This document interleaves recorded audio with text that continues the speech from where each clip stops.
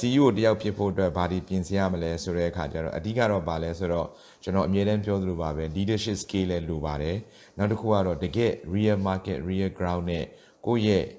လူတွေအကြောင်းကိုသိဖို့လိုပါတယ်သူတို့ကကိုယ့်အပေါ်မှာလာပြီးတော့ဆရာလုံးမဲ့လူကိုစမ်းကြတယ်ဆိုတော့စမ်းတဲ့နေရာမှာလဲကိုကသူတို့ထက်ကိုဥမာယုံစောစောရောက်ပြရတယ်သူတို့မလုံနိုင်တဲ့ဟာကိုလှုပ်ပြရတယ်အဲ့ဒါမှသူတို့ကလည်းလေးစားတာဖြစ်ပါတယ်ညဘက်ဘလောက်ပဲမူညဘက်ဘလောက်ပဲတောက်မနေ့၈နာရီဆိုရင်ကျွန်တော်တို့ရုံတက်ရတယ်ဆိုတော့ပထမတော့ကျွန်တော်မတက်နိုင်ဘူးဒါပေမဲ့မတက်နိုင်ဘူးခုနပြောတဲ့ ferry ဆောင်းရပြီးရုံကလည်းမပြတ်ချင်းဘူးရုံကလည်းနောက်မကျချင်းဘူးဆိုတဲ့ဟာပေါ့နော်ဆိုတော့အဲ့ဒီအတွက်ကြောင့်ကျွန်တော်တို့ကဘာလဲဆိုတော့မနေ့၈နာရီဘလောက်ပဲမူ responsibility ရှိတယ်၈နာရီဆိုရုံရောက်ပြီးပထမ၄-၅ရက်လောက်ကတော့ဟာရုံရောက်တာနဲ့ခေါင်းတွေက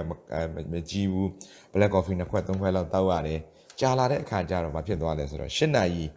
ရုံရောက်ဖို့အတွက်ကျွန်တော်6နာရီဆိုရင်ဒေါင်းနဲ့နိုးနေပြီ9နာရီဆိုရင် ready ဖြစ်နေပြီ10နာရီရုံရောက်နေပြီဆိုတော့အခုခေတ်ကလေးတွေလာပြောတယ်ဟာကျွန်တော်ညများသွားလို့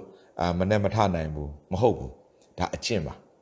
ကျွန်တော်ခေါင်းကိုက်လို့အလုံးမလုံးနိုင်မဟုတ်ဘူးဒါအကျင့်ပါဆိုတော့အဲ့ဒီအကျင့်လုပ်ရင်ဖြစ်ပါတယ်ဆိုတော့ဒီမှာအခုတော့ကျွန်တော်မတောက်တော့ပါဘူးเนาะအခုတောက်တဲ့လူငယ်တွေကလေးတွေရှိလို့ရှိရင်လည်းဒါကိုကျင့်ပါအဲ့ဒီဟာကိုအခွင့်ကောင်းကြီး excuse ခုလို့ပြီးတော့အလုံးမှာအပြတ်မခံပါနဲ့နာမည်အပြတ်မခံပါနဲ့ကိုကစံပြလုပ်တယ်သူတို့ကလိုက်မလုပ်ကြဘူးဆိုရင် excuse တွေပဲများနေတယ်ဘလို့ကင်တွယ်ရမလဲကိုကဘလို့ပဲ excuse များကိုလောက်ရမယ်အလုပ်တစ်ခုကိုလုပ်ပါ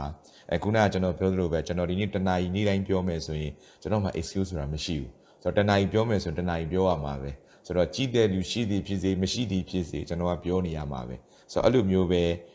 တဖြည်းဖြည်းနဲ့ကိုကပြောတာလှုပ်လာလို့ရှိရင်နောက်ကလူလိုက်လာပါလိမ့်မယ်အင်တာနက်ထဲမှာရှိပါတယ်ဟိုတထေးတယောက်ကဂျပန်ကတထေးတယောက်ပါအိမ်သာဆေးတဲ့အတွက်ကြောင့်အနှစ်90ရှိပြီအိမ်သာဆေးတာဆိုတော့တခြားလူတွေကဟာဘာဖြစ်လို့တထေးကခုနပြောလို့အိမ်သာဆေးရတာလဲဘယ်သူမှလိုက်မလို့နောက်ပိုင်းကျတော့လိုက်လှုပ်လာကြတယ်အဲ့လိုမျိုးပေါ့ဆိုတော့ဘယ်သူလို့မလို့ကိုလှုပ်ဖို့ပဲလိုပါတယ်